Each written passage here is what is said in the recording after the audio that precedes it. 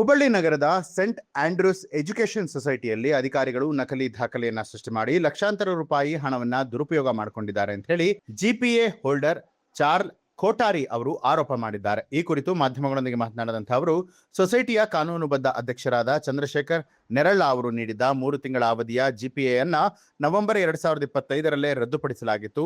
ಆದರೂ ಕೂಡ ಸುಧಾ ಮಣಿಕುಂಟ್ಲ, ಅಂಥೋಣಿ ಭಂಡಾರಿ ಹಾಗೂ ಪುರುಷೋತ್ತಮ ಕಲ್ಲಕುಂಟ್ಲ ತಂಡವು ರದ್ದಾದ ಜಿಪಿಎ ಬಳಸಿ ನಕಲಿ ಸಹಿ, ಕೃತಕ ರಾಜೀನಾಮೆ ಪತ್ರ ಹಾಗೂ ಸುಳ್ಳು ಸಭಾ ನಡವಳಿಕೆಗಳನ್ನ ಸೃಷ್ಟಿ ಮಾಡಿ ಅಧಿಕಾರಿಗಳೊಂದಿಗೆ ಸೊಸೈಟಿ ನವೀಕರಣ ಮಾಡಿಕೊಂಡು ಬ್ಯಾಂಕ್ ಖಾತೆಗಳಿಂದ ಲಕ್ಷಾಂತರ ರೂಪಾಯಿ ಹಣವನ್ನ ದುರುಪಯೋಗ ಪಡಿಸಿಕೊಂಡಿದ್ದಾರೆ ಅಂತ ಹೇಳಿದ್ದಾರೆ. ಸರ್, ನಮ್ಮದು ಸೆಂಟ್ ಆಂಡ್ರೂಸ್ ಎಜುಕೇಷನ್ ಸೊಸೈಟಿಯನ್ನು ಫೋರ್ಜರಿ ಮಾಡಿ ಮೆಂಬರ್ಸ್ ಚೇಂಜ್ ಮಾಡಿಕೊಂಡು ರಿನ್ಯೂವಲ್ ಮಾಡಿಸಿದ್ದಾರೆ. ಇವರು ಫಸ್ಟ್ GPA ಕೊಟ್ಟಿದ್ದನ್ನು 3 ತಿಂಗಳಿಗೆ ಕೊಟ್ಟಿದ್ದನ್ನು ಇವ್ರೇನು ಮಾಡ್ತಾರೆ, ಹ್ಯಾಂಡ್ ರಿಟರ್ನಲ್ಲಿ ಚೇಂಜ್ ಮಾಡಿಕೊಂಡು ಪೀರಿಯಡನ್ನು ಎಕ್ಸ್ಟೆಂಡ್ ಮಾಡಿಕೊಂಡು ಆ GPA ಬೇಸಿಸ್ ಮೇಲೆ ಸೊಸೈಟಿಯನ್ನು ರಿನ್ಯೂವಲ್ ಮಾಡಿಸ್ಕೊತಾರೆ. ರಿನ್ಯೂವಲ್ ಮಾಡಿಸ್ಕೊಂಡು ಅದನ್ನು ಈಗ ಸ್ಕೂಲ್ ಅಡ್ಮಿನಿಸ್ಟ್ರೇಷನ್ ಅವರು ರನ್ ಮಾಡ್ತಾ ಇದ್ದಾರೆ.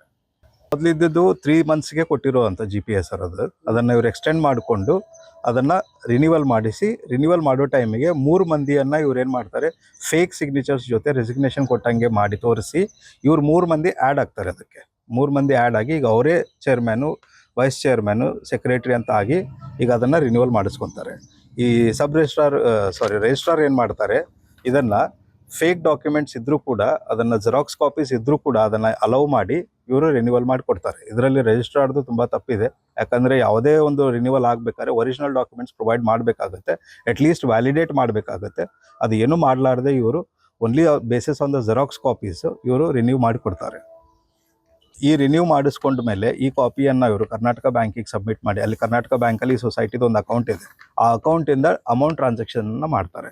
ಅದು ಕಂಟಿನ್ಯೂಸ್ ಆಗಿ ಮಾಡ್ತಾನೆ ಇದ್ದಾರೆ. ಇಲ್ಲಿಗಲ್ ಆಗಿ ಅದರಿಂದ ಅಮೌಂಟನ್ನು ತೆಗಿತಾ ಇದ್ದಾರೆ.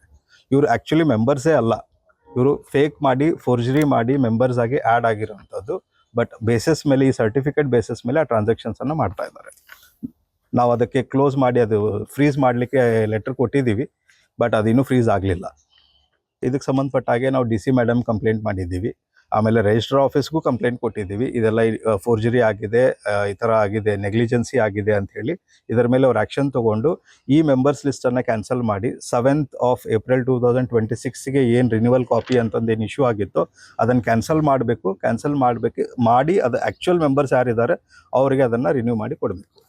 ಫ್ಲರಿ ಮಾಡಿ ಇಷ್ಟೆಲ್ಲ ಫ್ರಾಡ್ ಮಾಡ್ತಾ ಇರೋರನ್ನ ಪೊಲೀಸ್ ಕ್ರಮ ತಗೋಬೇಕಾಗಿದೆ. ನಾವು ಕಂಪ್ಲೇಂಟ್ ಅಂತೂ ರೇಸ್ ಮಾಡಿದ್ದೀವಿ, FIR ಕೂಡ ಆಗಿದೆ ಅವ್ರದ್ದು 19ನೇ ತಾರೀಕಿಗೆ. ಬಟ್ ಇಲ್ಲಿವರೆಗೂ ಅವ್ರ ಮೇಲೆ ಇನ್ನೂ ಏನು ಆ್ಯಕ್ಷನ್ ತೊಗೊಂಡಿಲ್ಲ.